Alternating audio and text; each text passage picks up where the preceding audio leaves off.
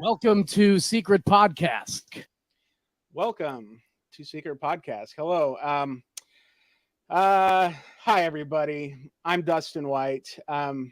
We're here for a very special reason today. One of the leaders of the community and a real good guy, John Michaels. Yeah, as you know, he passed away a year ago. It was actually a year ago today, and I'm honored to bring on as my guest today his sister Michelle.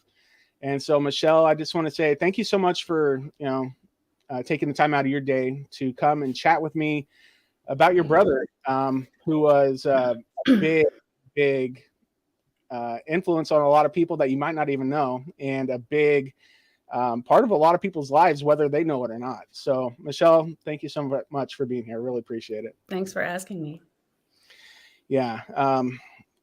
So we're going to talk about your brother, and he was just, when I first met him, I did not like him very much. But I got over that, and I thought, the last probably year and a half, 2 years of his life, I was a part of it, thankfully, and I cherish all my chats with him and all of my just absorbing the knowledge that he was providing, because he's a smart guy. He was, I don't know, he had a mind for the secret, pretty much unlike any other. And one of the things that he did for the community is at the beginning, because he was into the secret for, I think, like 13 years. So quite a long time. And one of the things that he was very influential with is bringing together most of the at the beginning, before this got on TV and brought in the masses, he got all the brightest minds together of the community, and they worked on this stuff together, and they're the ones that found most of the stuff that we now take for granted in the secret. So a lot of people owe a lot to him, and I hope that we can just remember him and honor him here today.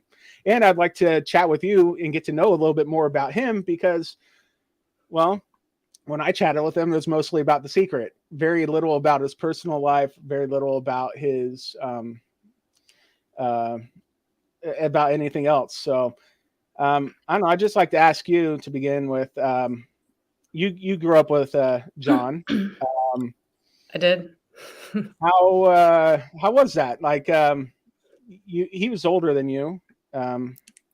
He was about 5 years older than me. He was your big brother. He was, and he always wasn't the kindest big brother.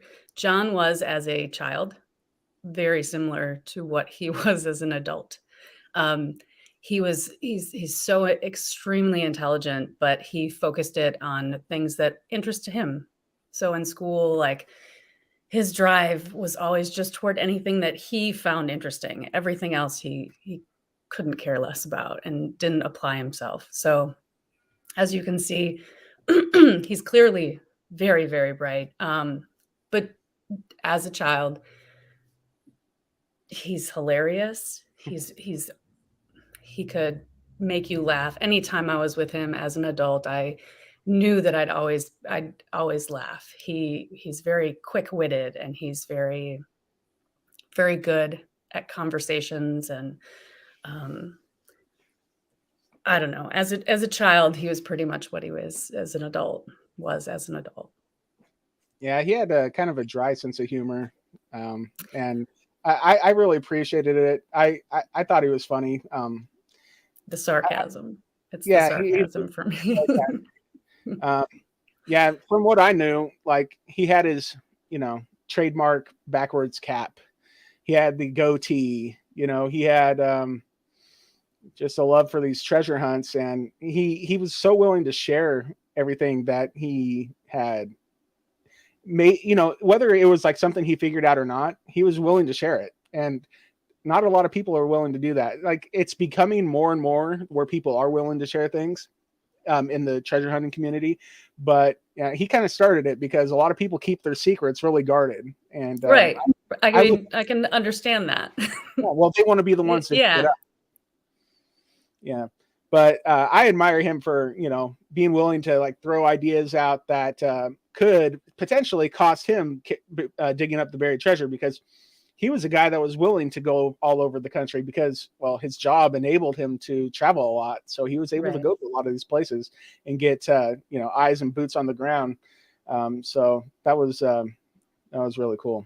But yeah, so growing up, he was kind of like what we saw as him being our friend in his adult years, huh? I'd say any podcast that he was on, that personality was the same personality when he was younger. So what you see is what you get. Yeah, absolutely. Yeah, if nothing else, he was really genuine, really authentically him. Yep. I remember there's a story. He was maybe home visiting and he had just had a gig the night before. And I needed a ride, I think, to like a basketball game I was probably in high school maybe. And he's completely open and honest, and no, like I'm tired. I had a gig. And the next day he could, make it up to you, be your best friend. But he was always very honest. He was never fake. He was always going to either be not a nice person or in a bad mood, and you know it. You know what John you're going to get, I guess, going into any kind of conversation. Heart on his sleeve kind of guy. Yes, absolutely. Well, I saw a lot of that, and I saw a lot of the hearts too. A lot of our interaction, especially at the beginning, wasn't very positive. But you know what? I saw a lot of passion out of this guy. Like, yes. Originally, I think I was actually right after he passed, I first reached out to you and we chatted a little bit. Mm-hmm. I said that John was really aggressive with his love for the secret. Like he, especially, we'll get into this in a minute, but he was talking to the producers of Expedition Unknown as part of getting the first episode off the ground. And he was going to be a part of that episode, but he was like real aggressive with his, what he needed them to understand, because, he's so smart. Like, people weren't getting what he was trying to put forward. And he was just like, in like the way that I heard it in my head was aggression. But you said, no, he's passionate. Mm-hmm. And he's very passionate about the things that he loves. And, the secret's something he loves. And he wanted to make sure it was right. And so I understand it just didn't, on the other end, it didn't come out so rosy, unfortunately. Yes, exactly. But I get it. I mean, I totally understand that. Yeah. Sometimes people don't understand what you're trying to relay. And sometimes when you have a brain like John's, it gets frustrating. And I think he acts out on that. Yeah. Well, I don't know. When I first reached out to him and stuff, he would he was like, he would respond to, I think, almost everybody, which was really nice. A lot of people don't do that. Wow.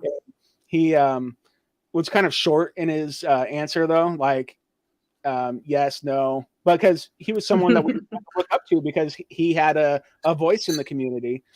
And so but I don't know, he did so much for the community, and he shared so much that we should all like at least be thankful for him, even if you may not have had the best experience with him.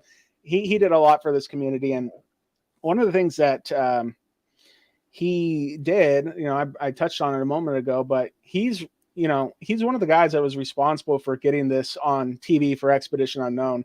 He was very he connected the Expedition Unknown people with like Brian Zinn, the guy that found the treasure in Cleveland, because he was already connected with these guys.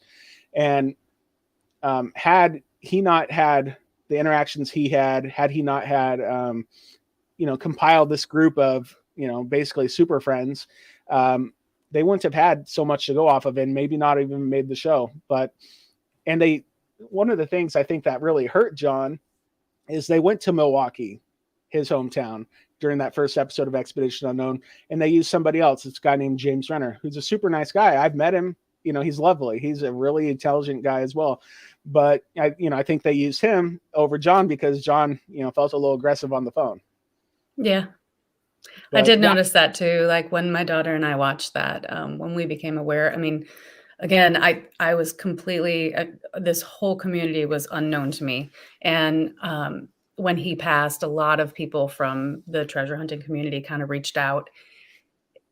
And I kind of thought, wait, what is this? It was so, I was very confused. And of course, it took a couple of weeks and it was amazing. It's amazing, the community and all that he had done.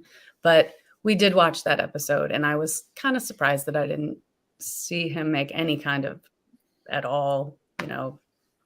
He wasn't there at all. So he was definitely there. You just didn't see him. Not on They camera. used some of his photos on the episode, things like that, and he was there even if you didn't see him. But yeah, and so because of that, before Expedition Unknown, there was, maybe, I don't know, 500 people on Facebook talking about The Secret, and it's not very many people weren't even talking about The Secret at the time. There was Facebook groups where people would talk and just exchange some ideas, but it wasn't a big deal. It wasn't a big thing.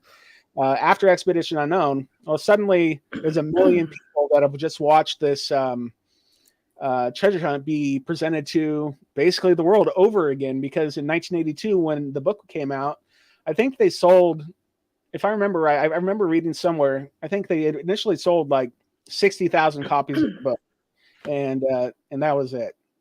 And they were hoping, to sell 1 million copies of the book, but suddenly.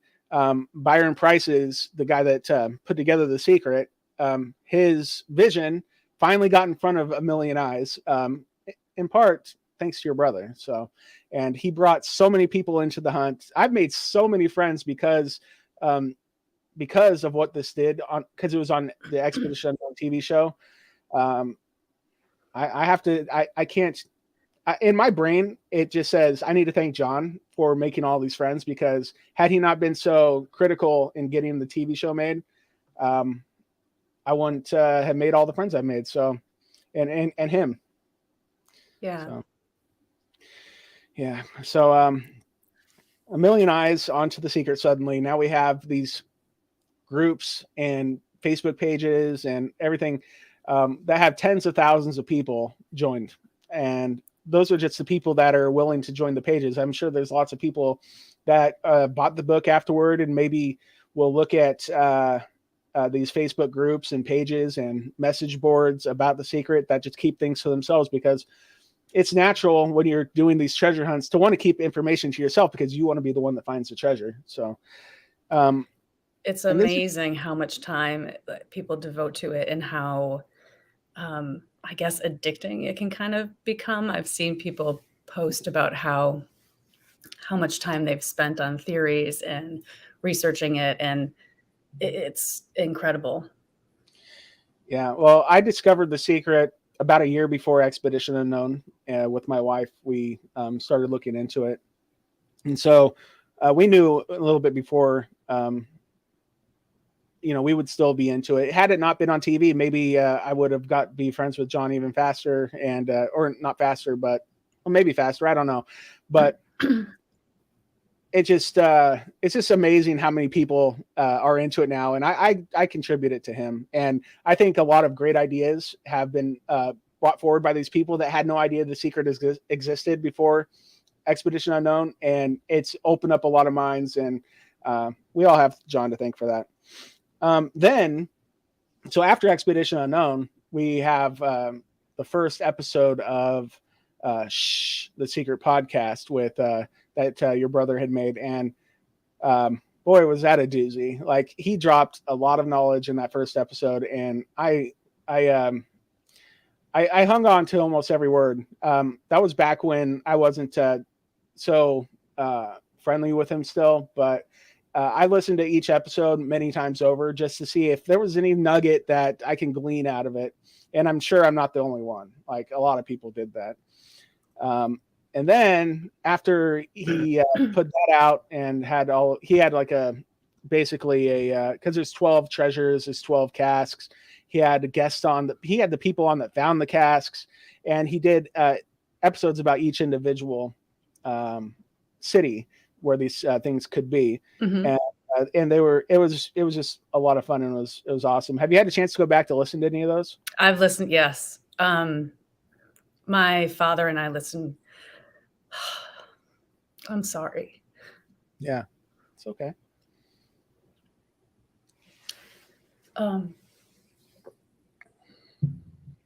We listened to them, and it was nice to have them and have something to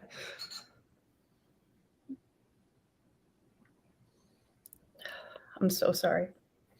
Have something to hear and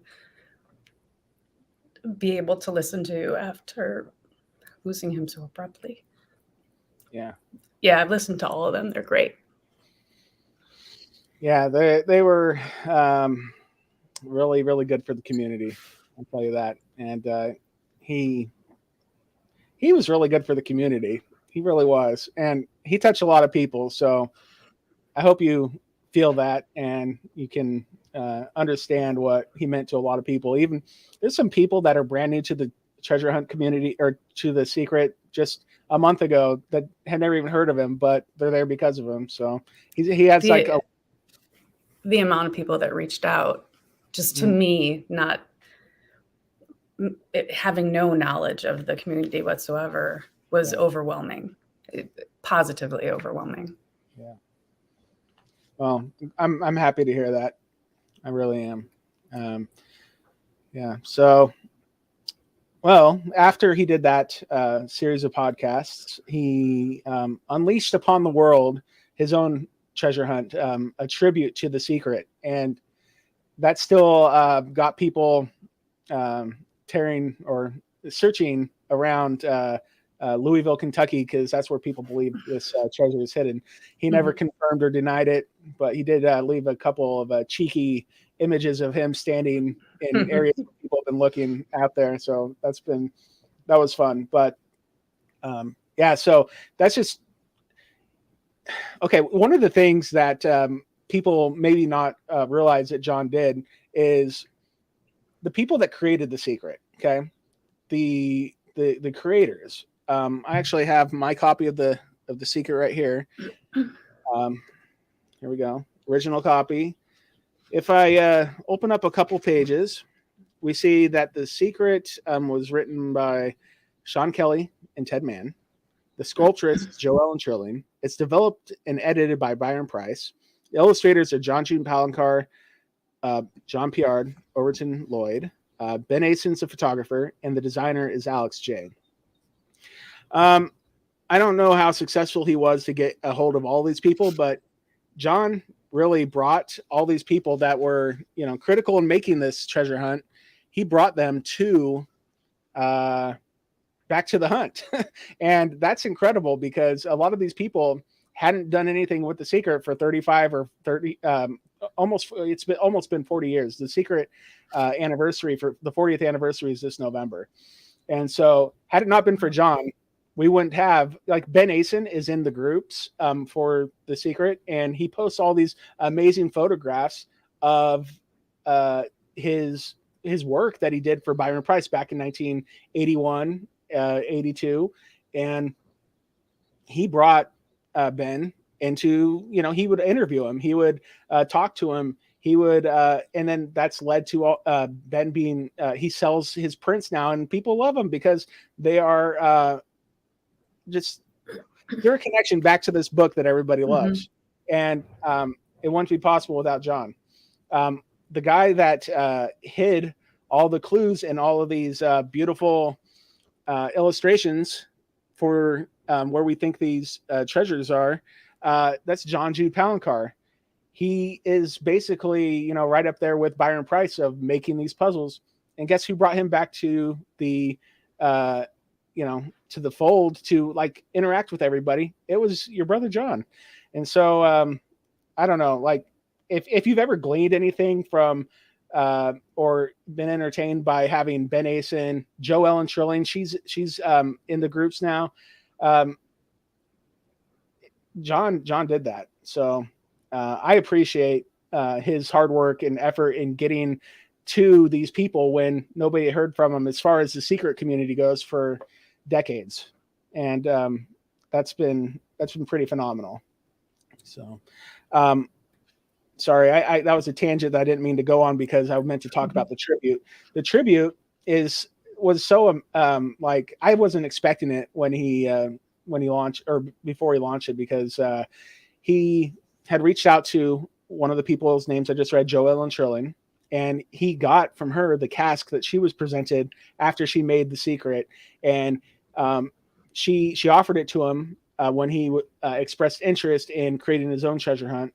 And ultimately he had it all painted up and he buried it somewhere, and he put all these clues out, and now there's thousands of people looking for that. And so he's following the footsteps of somebody I think is one of his heroes, the guy that made this book, Byron Price. And what do you think about the whole tribute thing, the whole treasure hunt that he made? Is that kind of crazy or what?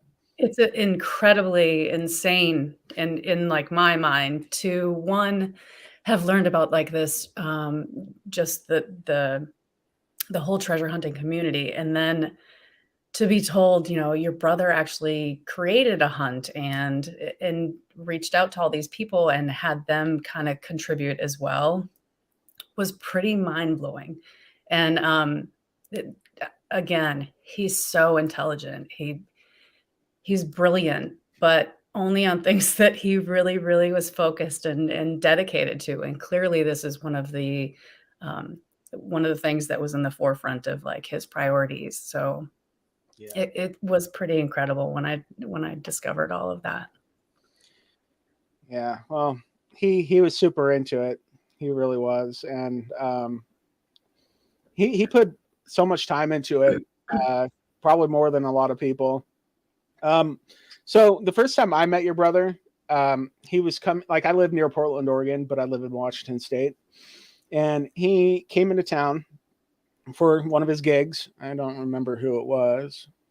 But he asked us if we wanted to go to the concert. And I said, I'd love to, but we can only get a babysitter for so long. So it wasn't going to work out, but we went and had dinner with him. We went to a restaurant called Red Robin, and we just picked his mind because like he's been to all these places. We'd only been to a couple. I don't know.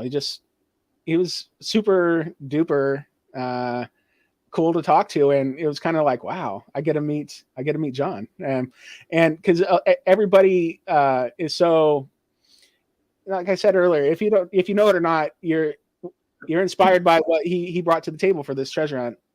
And one of the coolest things that I have, and from that meeting especially, is I got him to sign my copy of The Secret. Oh, it says, digging is the hardest part. Keep up the good work, John Michaels. I love that. And as far as I know, I have the only copy of The Secret with his signature in it, because he was surprised that we wanted his autograph. And I'm like, kidding me? I definitely want your autograph, dude. So yeah, I don't know. It was just so cool. My wife and I were really pleased to meet him. He was very pleasant during that meeting, because literally we only had about an hour together where we can just chat and have dinner. And that was fun. He's always entertaining. Like John and I shared similar taste in TV shows, and Kevin Smith is one of our very common people that we would always update each other on, or have you seen this? Have you seen that? Always Sunny in Philadelphia was a show that we watched for hours and hours and hours on end when we would get together. And it was just, but he was always so entertaining. You never sat in a room with him quietly. There was always some sort of conversation, some kind of interesting story that he would have to share. And I could always look forward to that anytime we would get together. Yeah. Well, that's great to hear. I mean, I didn't know much about John, his personal life, his family, or anything, because that just never came up. We just hung out and talked about these crazy treasures that were buried back in 1980. We have a comment in the chat I'm going to pull up real quick. This is from Ben Asen. Hi, Ben. I'm glad you're hanging out with us. He's the photographer for The Secret. What he says is John was a great guy. He contacted me about talking about my experiences working on The Secret as the photographer. At first, Ben was reluctant, but John was so engaging and friendly that he finally said yes. John was a class act. I worked on this book 41 years ago and had no idea how many people presently were involved in finding the treasure. Thank you, JM, for bringing me back. RIP. So that's beautiful, Ben. Thank you so much for that. That's great. Yeah, well, he touched a lot of people. He's just a cool guy. And when it came to The Secret, and you could get into his good graces, I guess. I mean, he became a fast friend, and it was just fun to talk to and bounce ideas off of, because he was always open to bouncing ideas. Like my wife and I, when we went on Expedition Unknown, we went to San Francisco, and John, like when we finally told him that our theory included the shadows and casting a shadow onto a dig site, he didn't shoot it down like a lot of other people had done. And he was like, you know what, maybe that is a thing. And he worked a lot of his ideas and tried to triangulate shadows based on what we had presented. And that felt really good, because after the thing came out, a lot of people were like, oh, that's really cool. But there was a group of people, because you're not universally popular no matter what you do, that we're like, no, there's no way that a shadow is involved. And maybe it is, maybe it isn't. I don't care. Right. I don't care. But he was willing to like apply it to his findings from all of his things. And he's like, I'd really like to try to dig that spot, because why not? And maybe. So it was really cool. Another thing I want to bring up, let me see if I can get us here. All right. So today, over on his group that he had created for his tribute to The Secret, we had this just beautiful post by Rich Blanford, who's a treasure hunter, I think out of Cincinnati. So he's really close to where they believe the treasure is, in Louisville, Kentucky. But he had made this beautiful painting, and it says, it's hard to believe, like he had a post with it that says, it's hard to believe we lost JM 1 year ago. He departed on one of the most infamous days in Cherokee Park and Louisville history, the day tornadoes leveled the park and much of the city. The one structure that survived in Cherokee Park was the teepee, which is just across the road from JM's tribute bench. Cherokee Park has grown back beautifully since 1974 and is now part of a great puzzle created by our friends JM and Kit. So if you ever get a chance to put boots on the ground in Louisville, make sure that you visit JM.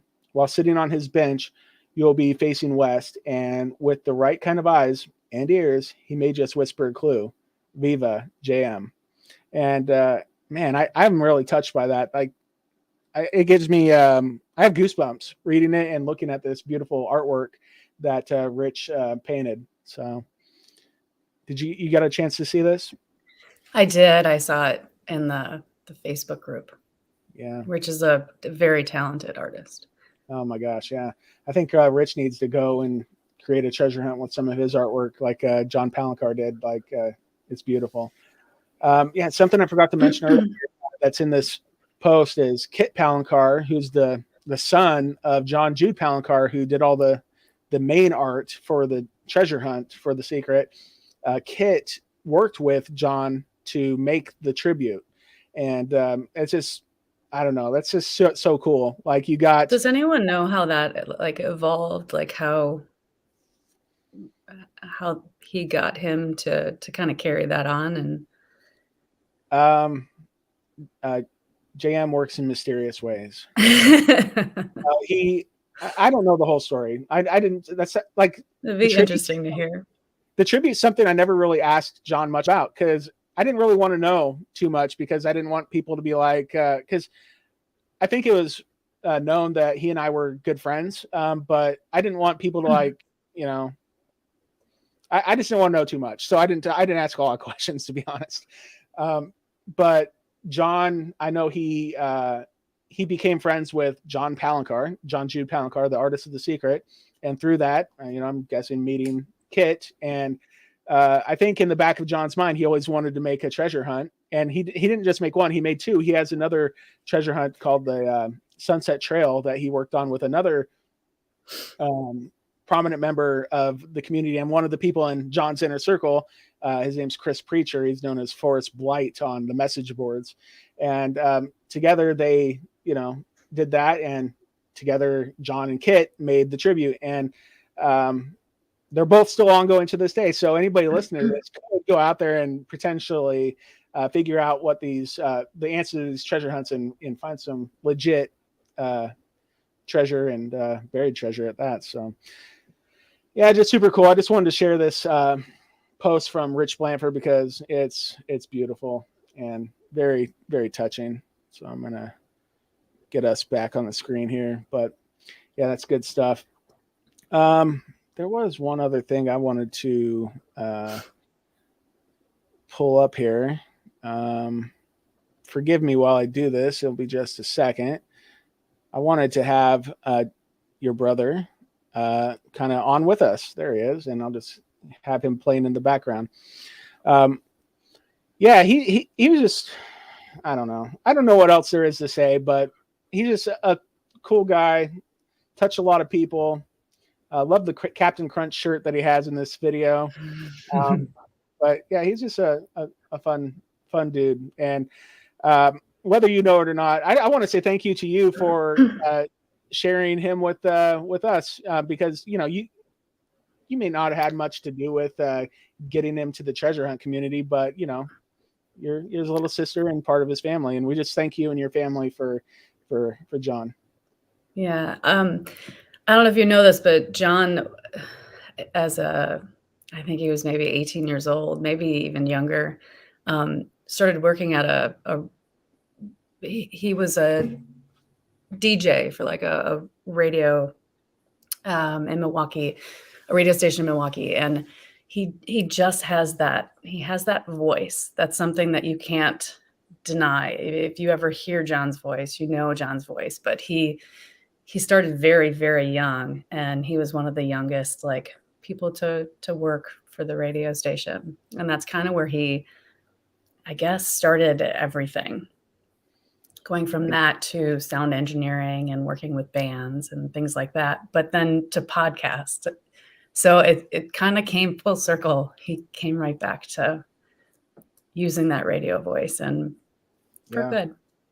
Yeah, it's really cool. Like a natural evolution, and coming back to podcasting is basically internet radio. So, and he has such a great voice for it. And he has just the mind where he's just able to articulate things really, absolutely, and easy for people to understand. Because, when I was on Expedition Unknown before, we were filming, and I think right before we started filming, Josh Gates, the host, said something like, you need to kind of explain it so like a third or fourth grader can understand. And that's, because not saying that the audience isn't intelligent, but it just makes it easier to pick up and makes it easier for everybody to get on board with that idea. And so I think John was really good at that kind of thing too, explaining it, not everybody can do that. Yeah. And John was really good at it because he, I don't know, I picked up what he was putting down. So I really just loved it and appreciated it. Let me see. Yeah. Do you have any fun stories of John as a kid?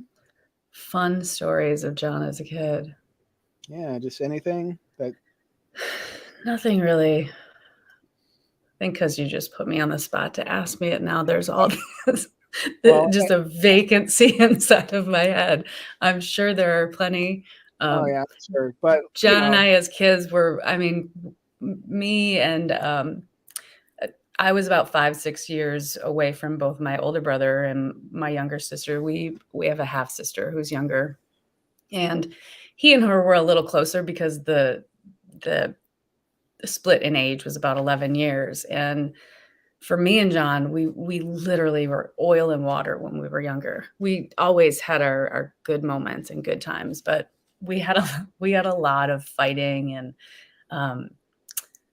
a lot of that going on. Typical sibling stuff that goes on.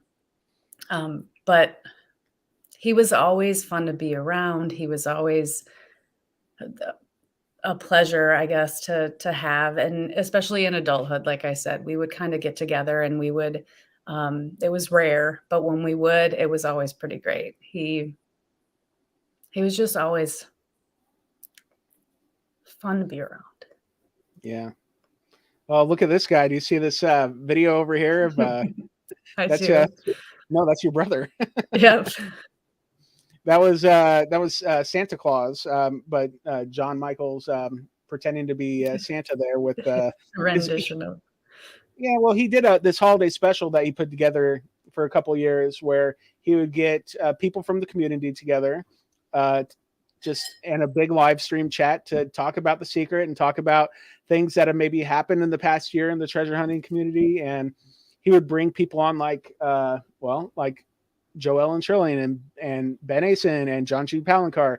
And we got them to chat with the community. And it was just fun, unexpected at the time when they would happen.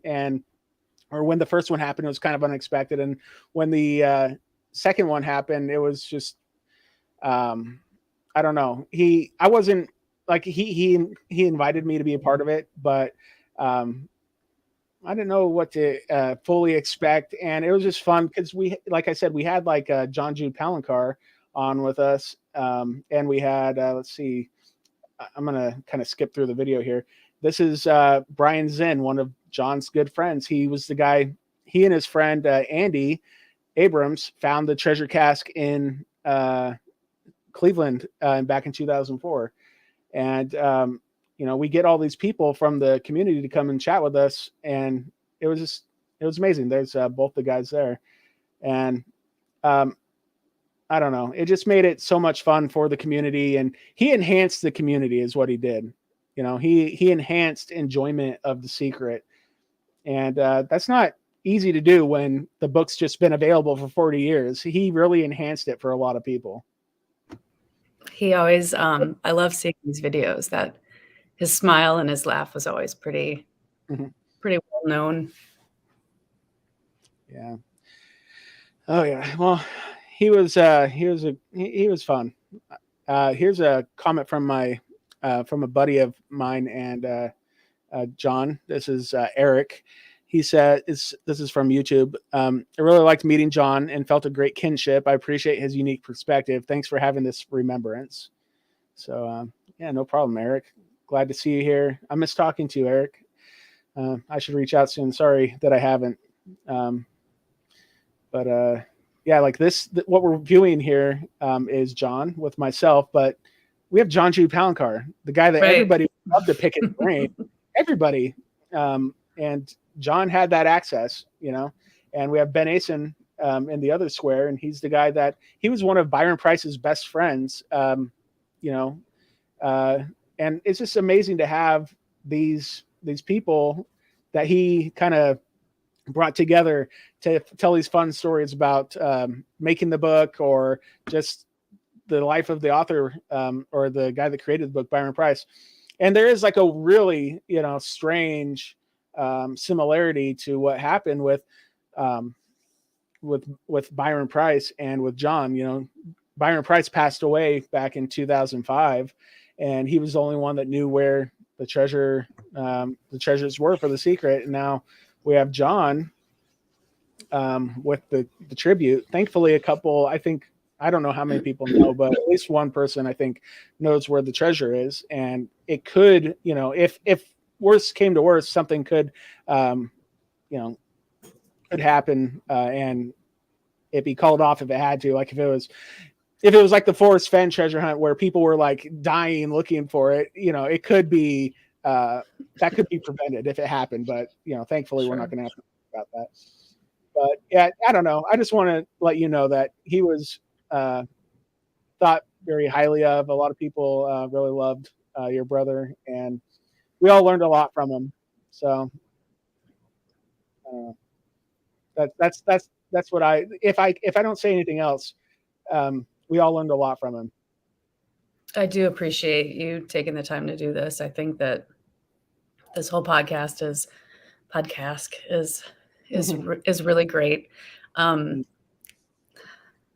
if it, I guess today, even though it's really difficult. Yeah.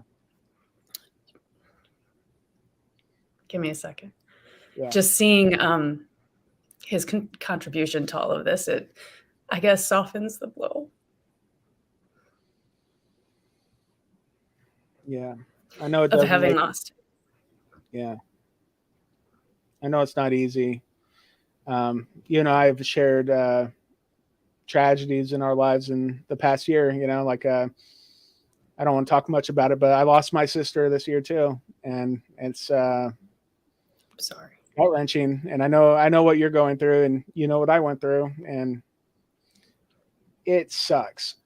I don't know what else to say. Yeah, that puts it perfectly into perspective, that there's no, it does, it just sucks. So, yeah. But like I said, and now I can say maybe a little less whiny, but knowing how loved and appreciated and what he's done, and how he's brought people together, just it makes all of this a little less worse, I guess, days like this. So. Yeah, well, he was a beloved figure in our community, and a lot of people looked up to him. So I don't know. He's got a pretty great legacy with not a small group of people. So I love that. I miss him every day. I used to talk to him pretty often. Like I didn't even find out that he passed away until 2 days afterward, because I just hadn't reached out to him in a couple of days. And that's when kind of everybody found out. I posted something on our Facebook group about it. And yeah, I just, it was just a real shock, real sad. I miss talking to him. I really do, because I could bounce ideas off him, and he wouldn't. I don't think a lot of people are real accepting now, and I think that has a lot to do with what he did, as far as like throwing his ideas out there for people to pick apart, and people just became more working accepting together, and yeah, and like I try to, like in the groups that I'm part of, I try to like let people kind of put out any idea they want and not criticize them for it, because guess what? I haven't found one. How do I know that person's wrong? They could be right. And yeah, I don't know. I just, I do want to say one more thing. I did get an email from Christy Wheeler, and she said she was really looking forward to this. And she had spent the last couple of days watching over John's Christmas episodes and his live streams and stuff. And I just want to give her a shout out. I can't, she wrote like a pretty long email. I can't read it all, but she was just inspired, like many others, by your brother. And that's great. Yeah. I don't know. Is there anything else you want to say, or do we we can kind of start wrapping it up? We can wrap it up. I don't have any particular things to add to it. I think you perfectly stated, the timeline of what he contributed, and how he, the order of everything that he did. Yeah, I'm sure I missed a ton, because literally he was very involved. He was very hands-on, and he got things moving for a lot of people. So I can do nothing but appreciate his contributions to the community and to the Secret. Actually, I got another couple comments to pop up. I'm sorry I haven't paid a lot of attention to the comments, but Ben Asen, the photographer for the Secret, wanted to say, thank you, Michelle, for coming on to the podcast. And this could not have been easy for you. You and John have the same beautiful eyes, but quite honestly, you're prettier. I love that. Thank you so much, Ben. We also had Jo Ellen Trilling, who is the sculptress of all the fair people and the casks. And she says that he was a sweetheart. She barely knew him, but she'll miss him. And we all miss him. We really do. So, yeah. So, Michelle, thank you so much for taking the time to chat with me and to just remember your brother for a little bit, because he deserves it. And he was a critical and influential part of this whole thing. And I love looking over at the video that's playing and seeing him. He's just busting up laughing here because of whatever John Palancar is saying. But like he just, I don't know, he just loved this thing, and he loved everybody who's connected to it. Deep down, that's what it is. So. Yeah, I could watch that all day. And you're welcome. And thank you so much for taking the time to do it. Yeah. All right. Well, I do want to say thanks to everybody for tuning in. I'm not going to end the stream yet. What I'm going to do is I'm going to switch over to the only episode of Secret Podcasque that John and I recorded together. That's unedited. It's just the raw audio put up in the way it was. It has been presented before. If you'd like to listen to it, please do so. It's just going to run for the next basically hour. And I just want to say, Michelle, thank you and your family. We love this guy. So thanks, Dustin. Yeah, thank you. All right, I'm going to switch over to the video, and thanks everybody for tuning in to Secret Podcasque, and we'll see you next week. All right, thank you. Bye-bye.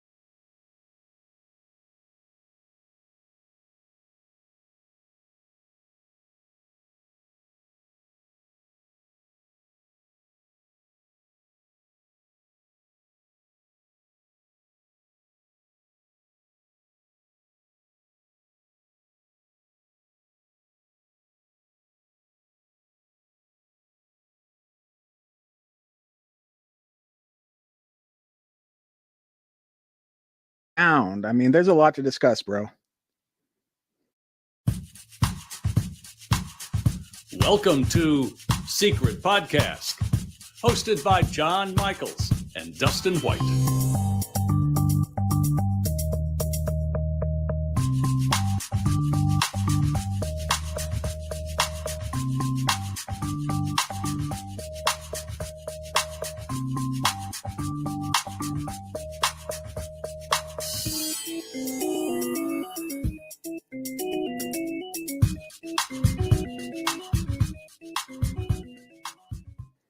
Welcome to Secret Podcasque. My name is John Michaels, and with me is my co-host Dustin White.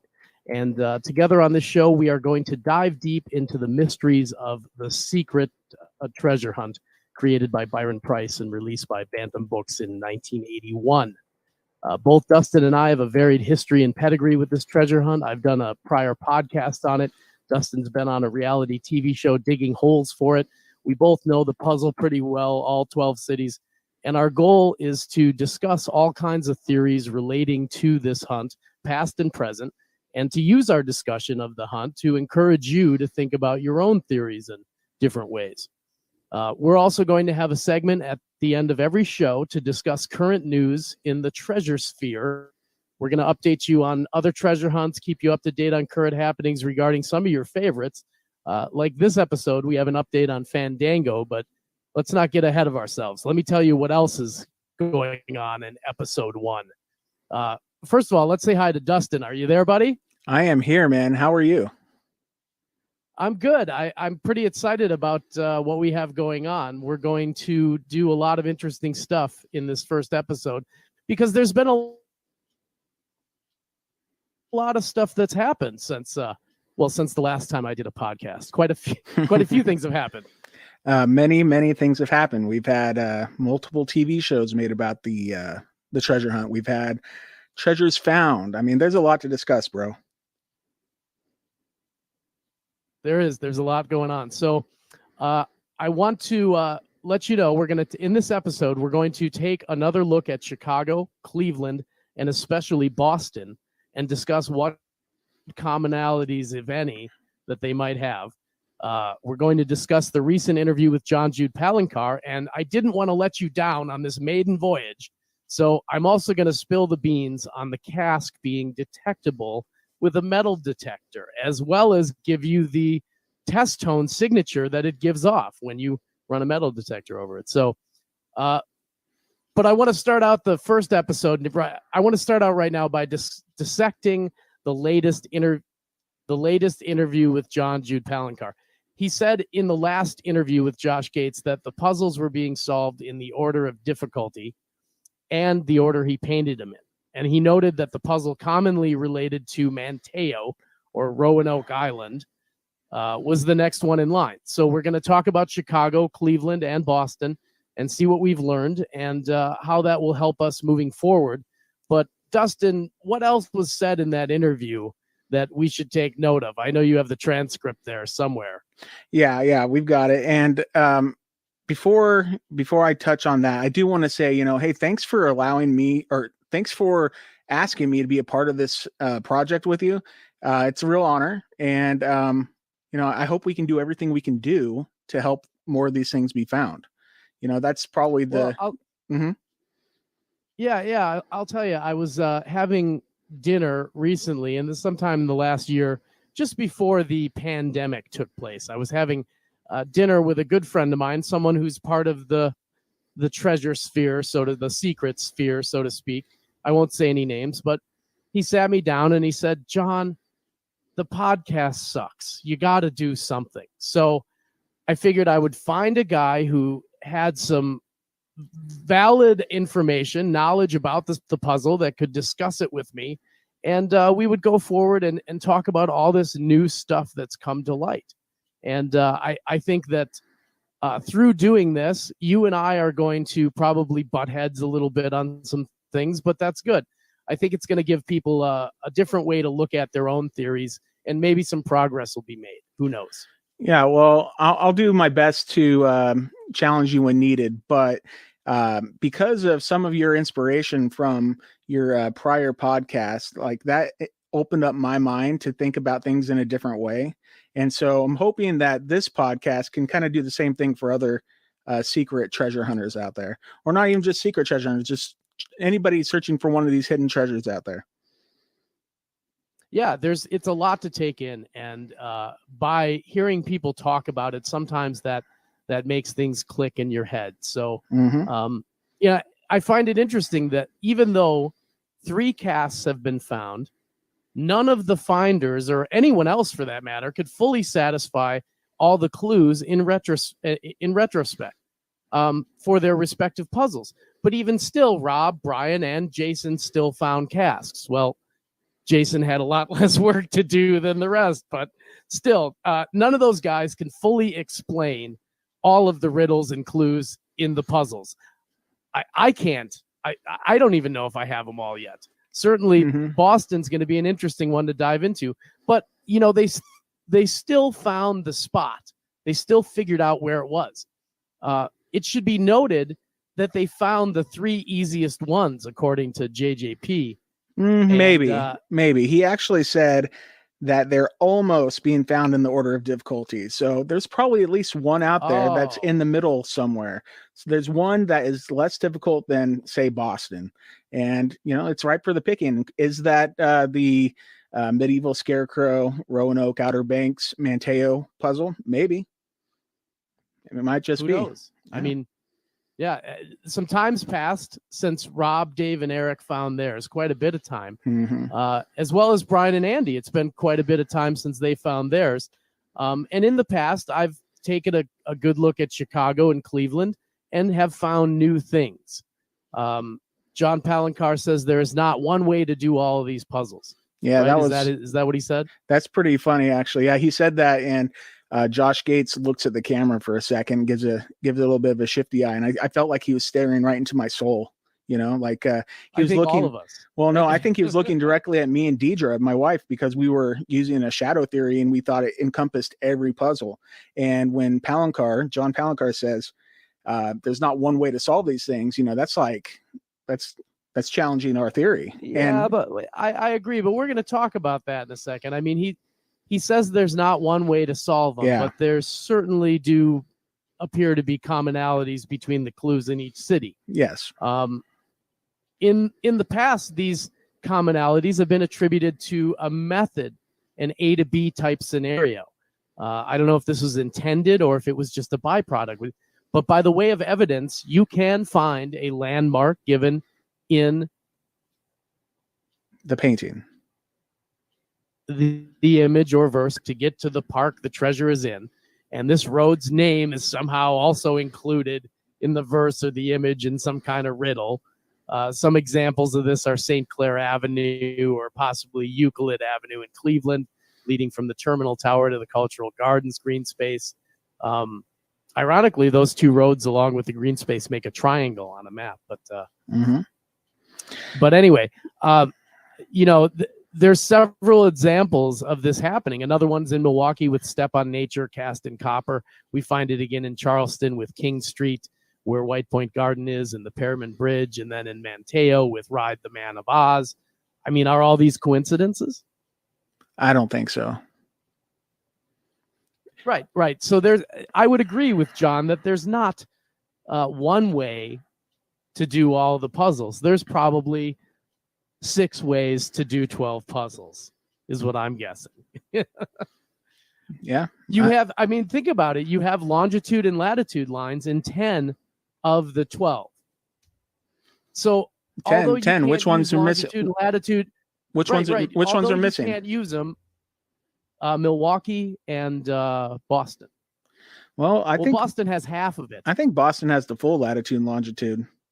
I think if you look at 42 and a 7. But... Yeah, I mean, if you look a little bit, if you look, I'm looking at the image here. If you look just to the right, you see some folds in her sleeve, just to the right of the 42. You mean the words Boston? No. Just to the right of the number 42 on her, like that's her, her cuff.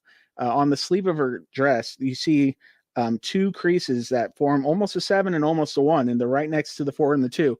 And when you look at a lot of these puzzles, you see whatever the latitude, longitude are, they're usually very close to each other in proximity in the painting. Well, hold on though. This is the exact same thing that John Jude Palankar pointed out as the B, O, and S in the word Boston, which is enclosed in the image. Well, the B is the 2 globes, right? Use it. No. The B is on her shoulder. The top right, there's a B, and then under it is an O by the fairy's dress, and then right underneath that is the S. He actually pointed it out on the. If you watched the last episode, I've watched it a few times, which but you were on. I wasn't on that episode, but Actually, I guess I was for like a second, but I've watched it lots of times. I thought for sure he said that the globes were the B, but I haven't watched it in a while, so maybe I'm just misremembering. I don't know. No, that's it. It's the BOS right there. So, but there is a 42, and if you look on the opposite arm over there, there Mhm. is what looks like a 7 or maybe a backwards 7, but there's not a 4 or a 2 or whatever the other number It's a is. 1. I think it's 7 and a 1 is what we're is it looking a for. 1? Right, 74 is New York. Okay. So yeah, anyway, like I said, you might not be able to do all of them using one method, but there certainly are common methods, you know. There's definitely a theme Common going on. methods found in all of them. Yeah. Mhm. So, I mean, in Chicago, the water towers on Michigan Avenue and Chicago Avenue, ironically. Michigan is also the lake represented by the woman in the images as one of 5 ladies of the Great Lakes. Mhm. If you read the plaque, you see she represents Michigan. You can take Michigan Avenue from the water tower to the Congress Hotel where you see the Bowman and on and on. Yeah, it's about a mile and a half. So we found ways to attribute this theory to work in Chicago, Cleveland, Charleston, Manteo, and Milwaukee, and somewhat to San Francisco, but it doesn't seem to work in Houston, New York, Florida, Montreal, Boston, or New Orleans. Matt will tell you it works for all of them, but it doesn't. Mhm. At least it's an even split. It's 6 and 6. So that's where I say I would agree with John. There's probably 6 ways to do 12 because fairy secrets do come in 2s. Yeah, well, one way that Deidre and I were looking at this puzzle for a long time was how maybe 6 of them were like location puzzles where you're standing in one spot, you see every clue all around you, and then the other 6 being travel puzzles where you're essentially going from spot to spot, and it's a much longer route, you know. So that could be some kind of correlation to that as well. Yeah, and who knows? There might not be any kind of There might not. absolute. Yeah, you know, something that you have to consider because I've made puzzles with Mhm. people, and sometimes you get perhaps JJP didn't know about something Byron was crafting, and to this day still does not know that something's in there. Maybe there are commonalities in all of them which Byron intended to put in without telling John. Perhaps John put a few clues in that Byron didn't know about until after the painting was done. Maybe they crafted it as a co-op. We don't know how the puzzle was made. But one has to consider that John Palancar could have had the freedom to put his own clues in the paintings. And I'm thinking he did. You know, he doesn't often comment about the verses. I suspect that Byron made the verses on his own, and Byron's verse, along with some specific clues he had John paint in, will lead you to the treasure grounds. Then he could have given John the freedom also to add his own clues, which is maybe why we seem to find these red herrings all over the place that don't seem to fit into a theory because they were never intended to fit. Well, you look at image number 1 and you see a spiral. I mean, there's 10,000 spirals in, downtown San Francisco. I mean, is it one specific one? Is it, just a spiral? I think it's probably just a spiral. And everybody takes it as a major hint. There are things though in that we'll get to Boston in a minute, but I keep saying that there's a method. Mm-hmm. When JJP said there's no one method to do, I keep coming back to this because there's evidence that shows that there are methods to do some of them. There's so many commonalities between all of these that I'd be surprised if you couldn't use some of these methods in the other puzzles. At first, I thought he was teaching methods to use in the puzzles, the way he there's so many of them in there. Mm-hmm. And then there's this fairy secrets come in 2s meaning, because it doesn't just mean match a picture with a verse, because he tells you that earlier in the instructions. So what does it mean? Does it mean that each time a puzzle method is used, that it's used again in another puzzle? You might not be able to use one method to solve all 12, but I can tell you that you can use longitude and latitude lines to locate at least 10 of them for sure. Mm-hmm. And while it's not an overall method, it sure is used quite a bit. Let's take a quick break here. And when we come back, we're going to go over the clues for Chicago, Cleveland, and Boston. And we're going to spend some time talking about the Boston find and the clues for it as well. Sounds good. All right, so now we'll go to break. The Secret was published, if you look at the beginning, it says 1982. If you look at the publication date, you said 1981 at the beginning. Oh, perfect. Hang on a second. It says a Bantam book, November 1982. The Secret, a treasure hunt, created by Byron Price and released by Bantam Books in 1982. All right, I'll just have to move that to the front. There you go. Welcome back to Secret Podcasque. Isn't that a clever little name? And yes, there is a Facebook group that the man just told you about. If you want to collaborate with other people, hop on there. Dustin is on there. I'm on there. We're happy to talk about The Secret, happy to answer questions. There's all kinds of people on there that love talking about it every day. Right? Absolutely. And we've got 4,300 people in the group now. So we're looking forward to that expanding and people solving these things. That's what it's all about. One of my main things right now is whatever I can do to help anybody, I'm there for them. Like, let's just go and get these things found and solved. And I'm an open book, so reach out to me anytime. The rest later. Yeah. Absolutely. We'll clean up the clues later. That's right. And speaking of clues, let's go over some of what we know and talk about some of what we don't know. Yeah. Most of what we talk about is what we don't know. Anyway, the Chicago clues. Okay, and what I'm doing here is I'm kind of grouping these into types of clues and what is shared between them and what is not. Sure. And Dustin's going to help me along the way here. Chicago has longitude and latitude coordinates. They're in the windmill, which is attached to the water tower. It's also a hint for Chicago Windy City. It's also a hint for the Windy City, you think, huh? I think so. Yeah. Why? I mean, that's the main nickname of Chicago. So it would make sense that City of Broad Shoulders is that too. Yeah. Anyway. I've heard that one as well. But it is the Windy City and there's a windmill there. So, I mean, 2 + 2. There's a windmill and it has longitude and latitude coordinates for Chicago, Illinois, contained in them. The image also includes the shape of the state of Illinois, which Chicago is located in. It's not exact, but I mean, I think that goes to show that things don't need to be exact.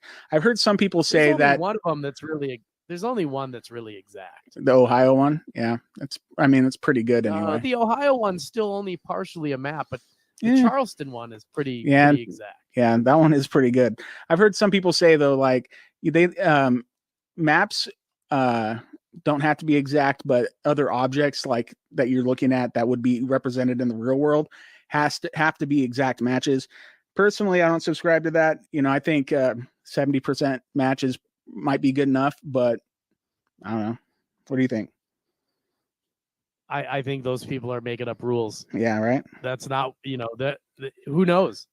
I don't. There's you can't quantify it. Like that's about 80%. So I think we're good. It doesn't work that way.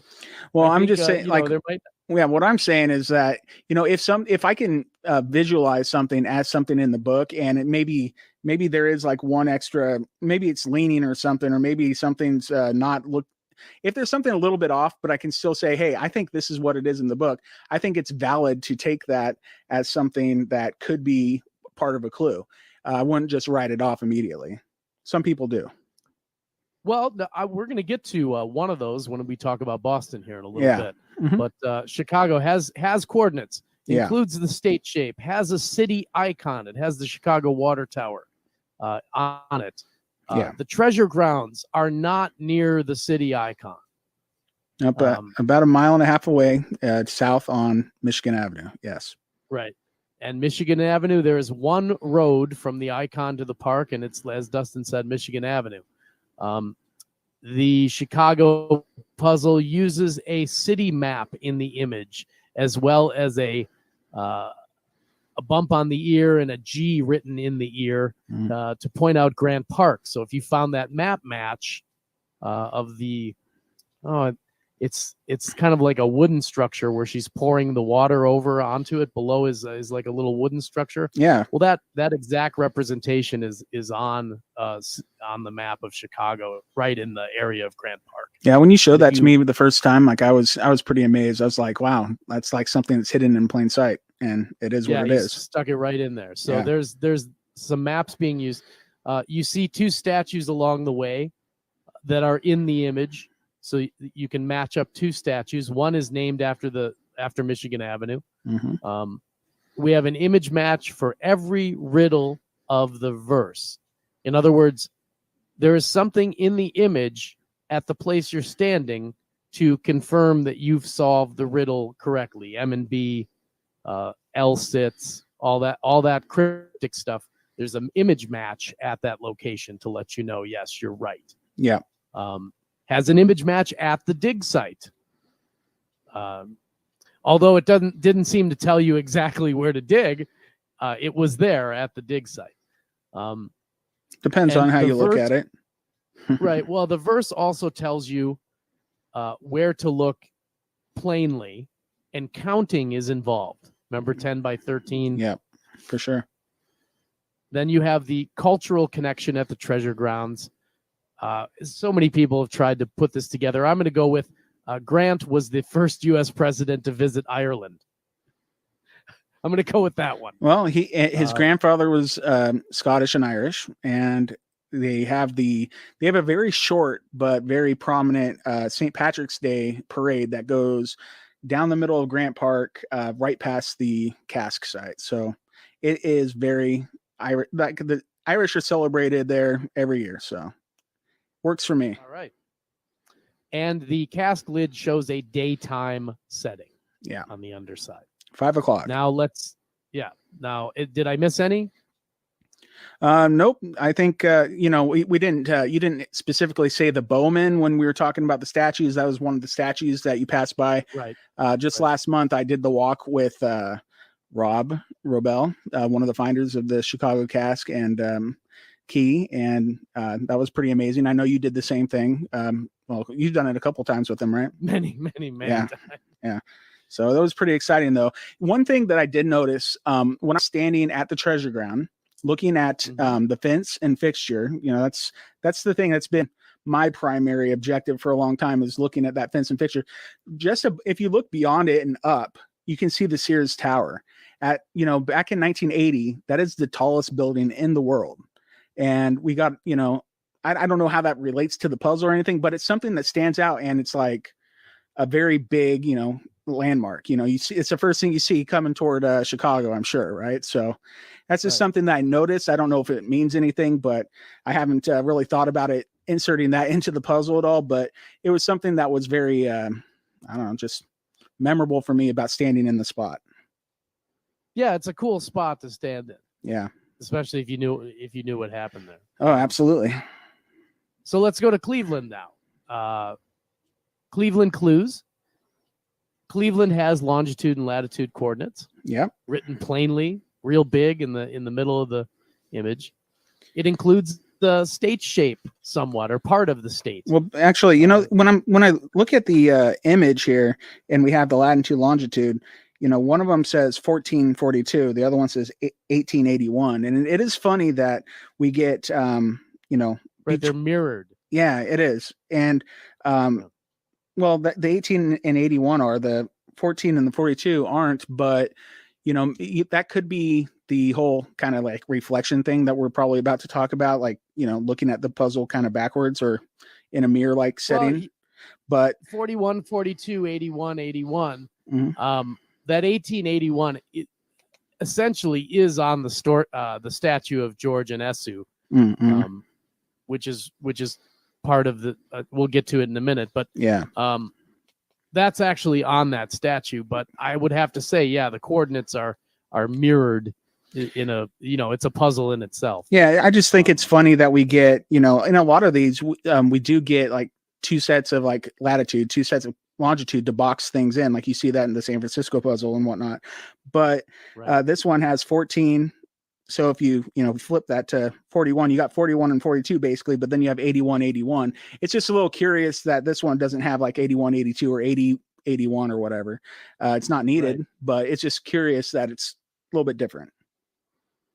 Right. Well, you can't use one method to do them.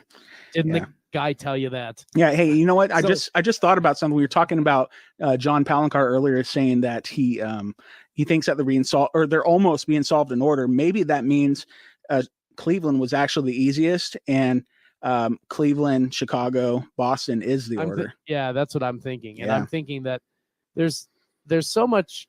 Everyone has pointed out, well, he could really have buried these in groups of 3s. If you look at it, there's Montreal, New York, and Boston, which are close to each other. Yep. You have Chicago, Cleveland, Milwaukee, which are near each other. Mm-hmm. You have North Carolina, South Carolina, Florida, which are all pretty close to each other.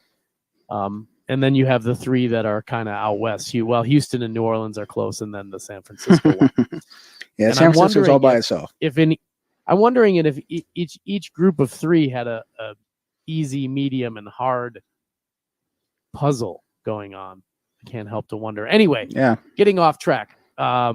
Cleveland, we have coordinates. We have a state shape. We have a city icon. We have the terminal tower. Yeah. The treasure grounds is not near the icon. There is one road that leads from the icon to the park, but not directly. Well, there is another road. There's actually Superior Avenue, and that runs directly from Terminal Tower into the middle of the park. And then I was thinking about this when I was looking at a map of Cleveland, and if you follow Superior Avenue, which is like I think it's even called the main east-west road in Cleveland. It's just it's like I think it's a slower route, but it's like it leads directly to Rockefeller Park. And when I look at the painting and I'm looking down at the bottom, there is an L and a bell shape, right? And if we take that as Liberty Boulevard, maybe the L means take a left on Liberty Boulevard, because literally if you're following Superior Avenue all the way to the park, you would then take a left onto what is now Martin Luther King Jr. Boulevard, what was at the time Liberty Boulevard. Maybe the L has kind of like a little bit of a double meaning, like take a left at the bell to get to the dig site. Yeah, it could be if you knew that Superior was the street you had to take in light of there being a reference to St. Clair and Euclid in the same puzzle. So, it's just an idea. But anyway, there is, however you want to look at it. Sure. You could take Superior, you could take St. Clair. St. Clair is where you go from the view of the terminal tower that you see in front of the Fountain of Eternal Life, which also has a giant sphere there. Yeah. St. Clair does not connect directly with the terminal tower, but it does connect directly to the statue of George Anesu. Yeah. Which is right by, where everything is with the wall and all that. On the same hand, Euclid Avenue does connect directly to the terminal tower, but then it doesn't connect on the other end. So, I mean, you have an image match going one way. I don't know. Well, maybe the Euclid is the same kind of thing I was thinking about with Superior. Basically, you follow Euclid till you get to Liberty Boulevard and you hang a left. It could work. So. And from what I've seen, something unique about that puzzle is it only seems to have one riddle in it. Beneath 2 countries. And you can confirm that by 2 image matches and at 2 locations, the start or the end. I think that's interesting. Mm-hmm. Yeah. Well, I don't know. Beneath the 2 countries, as the road curves, like the study that I've been doing with this would refer to the Parkgate Avenue, which is like a big, it looks like almost like an omega kind of shape that is just north of the Italian Cultural Garden and the Greek Cultural Garden. And I would think that being south of that road is what that's speaking about. At least, that's what the research that my wife and I have been doing as far as Cleveland goes, to try to figure out what everything meant, because we're never sure of anything, but I mean, we have some good guesses, right? Like, yeah. Well, so we have coordinates, state shape, city icon, treasure grounds not near the icon, one road that leads there. We have two statues in the image, possibly two statues, one for certain. Cleveland includes a self-referential line in the verse, seek the columns for the search, referring directly to the painting. The verse tells you where to look. Counting is involved, except it's backwards. There is an image match at the dig site. Mm-hmm. From the evidence we have, the cask lid seems to show a daytime setting. I don't know. Maybe there's 3 types of cask lids. I don't know. It's bright blue. And there's pieces. a cultural reference at the treasure grounds, the Creek Cultural Gardens. Yeah. So and up until last year, these were the only 2 found, and these were the things that were the same in both of them. The things that we had, the only 2 things that we had to base our entire, what we thought was knowledge of how everything works, right? Right. We find 2 that works somewhat similar, and we think, oh, okay, this is how you do these things, and we somehow found ways that some of this stuff applies in other puzzles, and then lo and behold, here comes Boston. and it gets solved, and everybody is like, what? It was where? Yeah. But wait, it's interesting because it was maybe easier than we all thought. Let's go over the clues first. The Boston clues. You have, debatable longitude and latitude coordinates. I say there's only 2. The 42, 2 numbers. It uses a zip code to point out the region of the city. Yeah, I think that was first, at least to my knowledge, was first spotted by our friend Adrian Krasniski. Oh no, that was spotted a long time ago. Was it? People. Oh yeah, totally. Oh, okay. Well, there you go. I was talking about it with Chris Preacher years ago, and it just never went anywhere because we were so stuck on, we got to find the path and we have to find the icon. I was in the North End going, okay, well, what do you do? And I feel like an idiot because wait till we get to the end of this here. So it uses a zip code to point out the region. There's no identifiable city icon match. There's JJP claims Boston Pops. That's not really an icon. There's a nod to the globe, so Boston Globe could be represented, but there's a nod to a famous piece of artwork that he tags Copley, that was the painter for Copley Square. Yeah. But there's no dead-on match to a city icon that you can say, well, this is this. Okay? It has no identifiable path whatsoever. Before we knew what we know now, we would have said, yeah, there is all of those things exist, but they're in a different part of town. Right. Yes, exactly.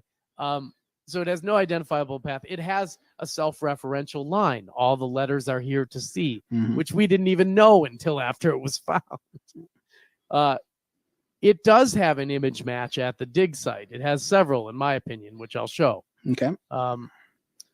It does not appear to have a state shape. I looked all over for Massachusetts, even the kind of boot shape of the cape and everything. I couldn't find it, but the shadow on the neck does match the shoreline of the North End. I'll say that if we're looking for maps, but I didn't see a state shape. It possibly uses mass transit as a path, totally unconfirmed. The cultural reference is present at the dig site, and we know that's important. It references a historical event, the Midnight Ride of Paul Revere. Yeah. That's the main key for this. If you can figure out which verse went with this painting, and then I think it's simpler than that. I think it's easier than that. But okay, let's hear it. There's references to these obscure letters from Horace Walpole to Horace Mann. Yep. Disguising the word north, which is clearly important. Yep. From the evidence, we have the cask lid shows a nighttime setting. Okay, so let me just say clearly, all three of these puzzles are not the same. Definitely not. No, in Boston, we have a verse which gives you no clear geographical location other than alluding to two names on the Boston Public Library, in a riddle which itself alludes to some historical letters between the two Horaces. There's no street name to find, no path, no breadcrumbs along the way. There's no Christopher Columbus. That's not a thing. Instead, we have an obscure verse covered in riddles and historical allusions and cryptic image matches like the Copley painting reference, none of which are in the North End. But in its simplest terms, think about this, Dustin. In its simplest terms, all you had to do was find the zip code, find the home plate, and then find all the baseball fields in the North End near the old North Church, which was also a clue. Then and which one is dedicated to an Italian American before The Secret was made? It was that easy to find the treasure grounds. Follow the clues. If you have Boston, North End, Old North Church, baseball, Italian. If I just gave you those 5 clues, would you have found that baseball field? I would have found the baseball fields if I knew that I was supposed to dig in a baseball field, because that kind of felt like off limits to me personally. But if I knew that that was the thing and I was supposed to go for it, I would have dug underneath all 3 of those home plates, or at least in those. Well, vicinities. It said right in the verse, "In truth, be free." Yeah. But let me tell you, Chicago does not work like that. No. Or does it? You think so? I mean, once you decode everything, you have Water Tower, Michigan, Mozart and Beethoven, Congress, Roosevelt, behind Lincoln, 10 by 13. Could you have found that area if you knew those clues? Very likely, because it did happen. Even though they didn't have every little piece, but that didn't matter because they knew enough to get to that spot. Right. So you look at these, and I've been saying this for a long time. You have to do it like a puzzle. So you look at these and you decode all these clues and you get these words. And then if you just use those words, where do you end up? In the city. It then comes the dilemma of being sure that the riddles were solved correctly, though. Because how would you have known that that was Mozart and Beethoven if you didn't know, if you weren't there to know that it was verified? Yeah, you would absolutely not know, because if you're in 1982 and you're looking at this book brand new for the first time and you read M&B or Set in Stone and you have no idea what it goes with, there is zero chance that you're going to think that is Mozart and Beethoven, unless you live in Chicago and that's something you happen to walk by a lot, because it's not even like bam in your face in Chicago. It's like you have to really be looking for it. Exactly. So in hindsight, you can be like, oh yeah, if I had all those clues, and those were the clues in the puzzle, well, why didn't we find this earlier? Because you don't know if you got the clues right. I mean, does take 5 steps in his direction refer to the 5-digit zip code in the painting? Does it refer to 5 stops on the T? And if so, from where? And how do you know? Does it mean take 5 steps from home plate if third base is north of X marks the spot? It could be, but it can also be like the Freedom Trail. There's it seems to really rely on the lore of Paul Revere, at least the end of the verse, right? And so if Byron himself walked the Freedom Trail, he could have, that might have been what he counted. I think that they may be a little simpler than that. I think that there was some kind of puzzle in there telling you where to go from home plate, and that's what you do. Now, I found some things out about Boston, some interesting image matches, which I will post on our Facebook group. There's an equipment container along the fence of the third base side, which resembled the structure of the bottom left part of the image.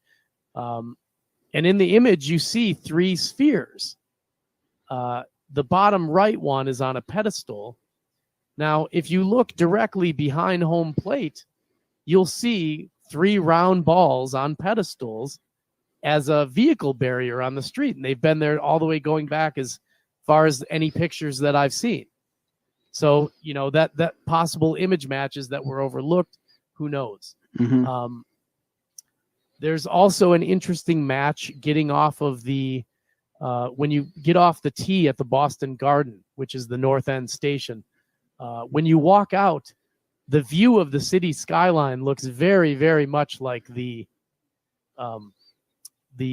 little image on the box that Pandora is, the witch Pandora is holding. Yeah.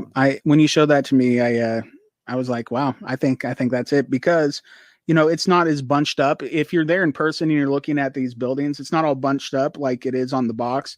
They are a little more spread out, but you can make out the skyline of these images. They're in order. Yeah, in order. Yeah.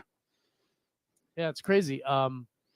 What we found with the treasure grounds is that usually BP will describe an area or give instructions that only make sense when you're in the correct spot. Yeah. He also uses riddles, which only make sense if we apply them to the correct area, like the North Point Lighthouse in Milwaukee. Otherwise, they're ambiguous. They can be interpreted to mean whatever the imagination will handle. And that's why these things are so easy yet so hard. If T is north of X, take 5 steps in his direction. If we look at a baseball field, we have home, first, second, and third marking positions. Take 5 steps. That's TFS, third, first, second.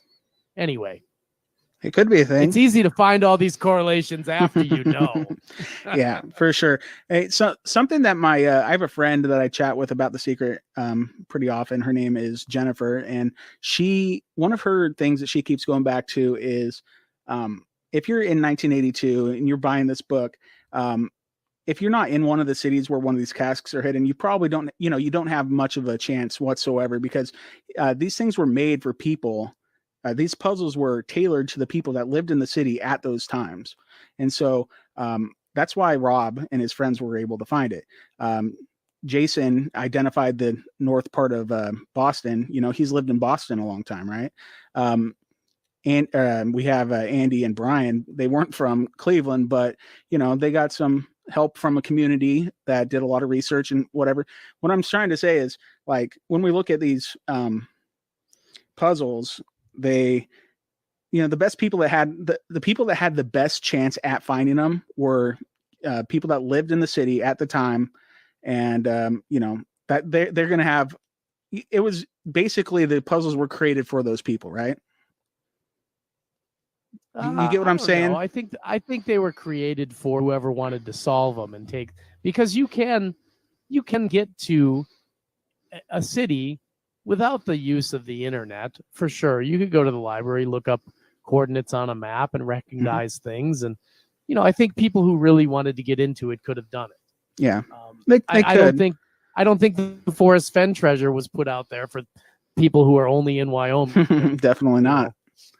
But it was a different time. There's no internet. It's a lot harder to communicate with a mass group of people to group think.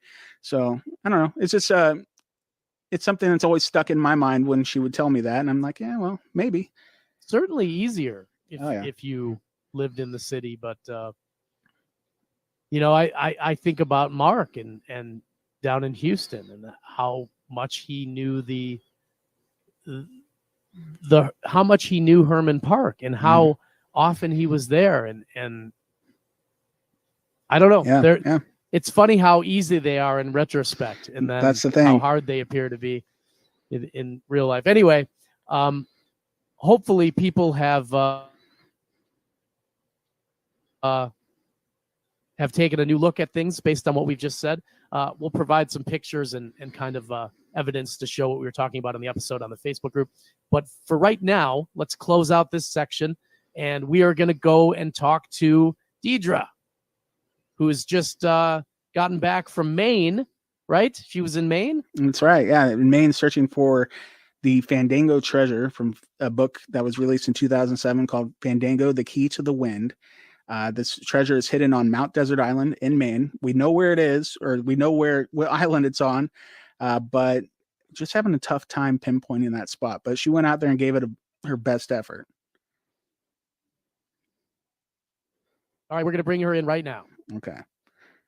Okay, dude. Now we'll pause here for a second, and we're gonna come back from the interview with Deidre. Mm-hmm. And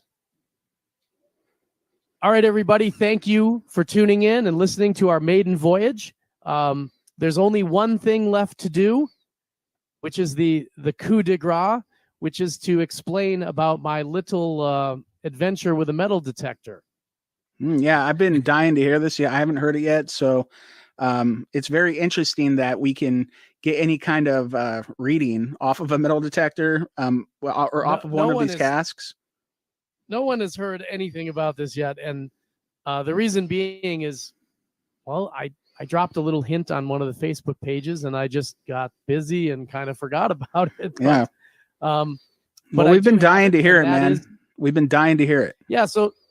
So a buddy of mine from out west, from out near San Francisco, flew in, and he brought with him this high dollar, like super primo metal detector that can, detect things from the 1800s or whatever, 30 feet down. So it was really powerful metal detector, and we wanted to do a little test, and also he wanted to meet Rob and everything. So I set this thing up, and we drove down to Chicago and hung out with Rob, and he got to meet him and see the cask and all that stuff. So it was a big day for him. So what we did is we took Rob's cask and we put it on the ground in an area where there was nothing, where the detector wasn't hitting anything underneath it previously. And we put it on the ground. And the whole thing with metal detectors is you don't have to bury something. There doesn't have to be actual dirt in between the detector and the box that you're trying to detect, because what the metal detector does is it just takes the dirt out of the equation anyway. So what we did was we just held the metal detector up about a foot, 2 foot off the ground, and swept it across and got a reading. But it was a light reading. You can get a reading, but it was a light reading. So then we lowered it to go right over the cask to give the full reading of what you get, what you're going to hear if you run a metal detector over the cask. And here's the big surprise. You ready for the surprise? I'm excited, man. I've been waiting to hear it for a long time. Here's the big surprise. It's a 2-tone signal. For real? Right. So you get one tone that is definitely different than another, to 2 different kinds of metal. Wow. Okay. Inside of it. I would have figured it would just be well, I guess that would be maybe the key and the piece that's in the cask itself, right? That's what I'm guessing, is the lid and the key are 2 different kinds of metal for some reason, which would be strange. Actually, I mean, I'm sure that Rob doesn't have the key. Of the 80s couldn't have found that. Well, Rob doesn't have the key, so you might let's say that different. No. He doesn't have the key, but I had one. Oh, that's right. Yeah. Okay. My bad. Cut that out. Cut that out. All right. So you got a like a 2-way. Oh, no. I didn't have the key in it. So, okay. So let's rephrase this. Okay. Gotcha. Yes, you get a 2-tone signal out of it. And this is without a key being in it. Wow. Okay. That's really interesting. I figured it'd just be the one piece. Signal. Sorry. Yeah, you have a 2-tone signal coming from the lid of the cask, and there was nothing else inside of it. That's so pretty awesome. Are you ready? Let's do it, man. I'll put the video on Facebook. But here is the audio signal that the original treasure cask gives off from a metal detector. All right, I'm gonna have to edit it in. Oh, okay. So I just have to act like, whoa, that was cool, man. Can't wait to see if that helps somebody. Yeah.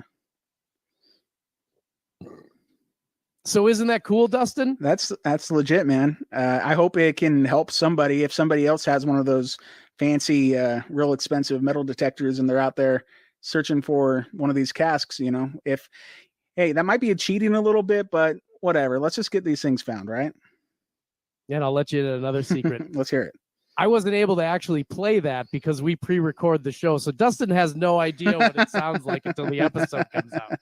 But I agree with his sentiment. If it can help somebody find one, let's get it done. Right. So, well, now let's play it. I hope you've enjoyed all of this entertainment that we've brought to you on this first episode. My name's John Michaels. And I'm Dustin White. Say your name. I'm Dustin White. And I'm Dustin White. Say it again.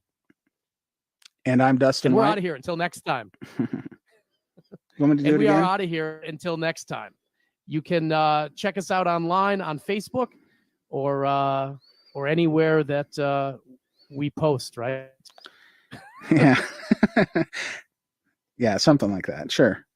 Yeah, I think you did good. Just, it's a good sign off. We're good. Yeah, we're fine. Let me stop recording. Hey, wait, don't stop close the recording yet. window. Don't. Okay. You still there? Well, go ahead. We're still recording individually. Okay. I was going to say about the, do we want to talk about the secret red herrings treasure hunt? Because that's going to be brand new when this comes up.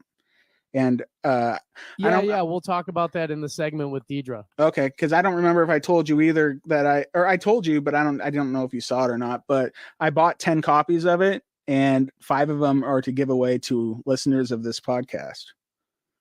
So what I figured is we would tape a segment with Deidre, and we would touch on her trip with Fandango. Yeah, We'd touch on the Oak Island podcast, sure. and then we would touch on. Then you could bring up that other. Then I'll say something like, "Oh, Dustin, what else is going on in treasure news?" Sure. And then you can bring that up. Sounds good. All right, man. So we can edit it in.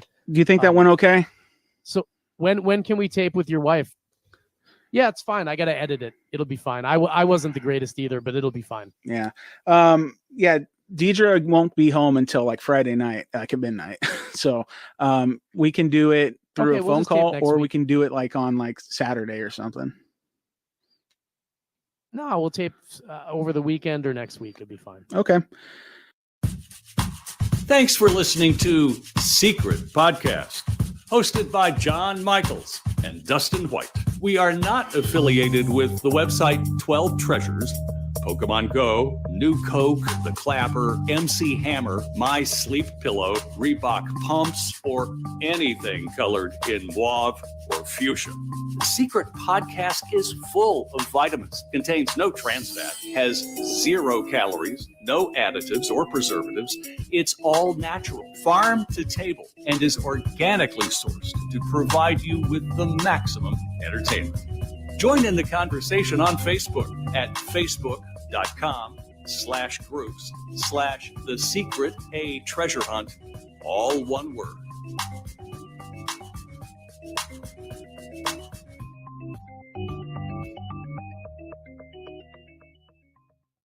Hey, everybody. Dustin and Deidre White here with a few notes about the podcast you just listened to. In case you're unaware, our friend and the host of this podcast, and perhaps the first, real leader of the secret community. Yeah. John Michaels passed away very suddenly, unexpectedly on April 3rd of 2021. Yeah, this podcast was recorded just a few months before John passed away. It was never really intended to be released because we had plans to instead re-record it. And unfortunately, we just waited too long and that never happened. Though we did do a few fun live streams together after this was recorded. So Deidre here was intended to be our first guest on the podcast and is partly responsible for the name Secret Podcasque, right? Yeah.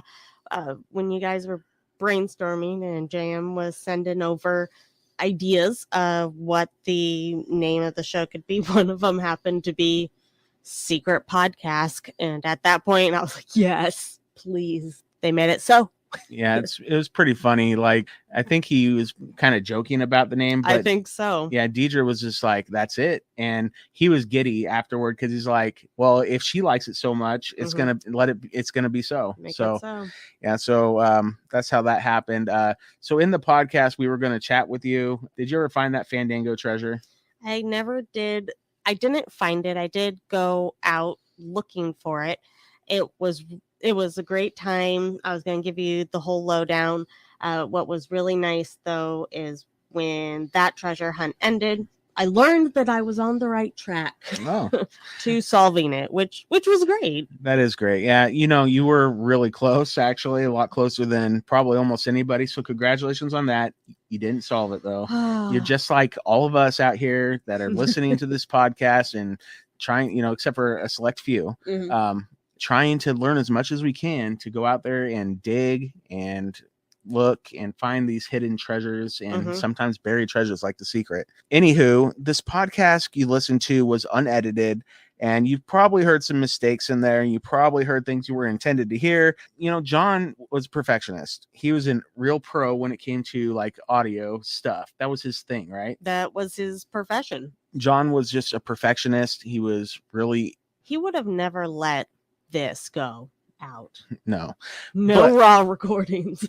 Yeah, but you know, it is what it is. Mhm. I was asked by one of John's really close friends, Chris Preacher, Mhm. because he knew about this audio existing and Yes. I intended to put it out someday.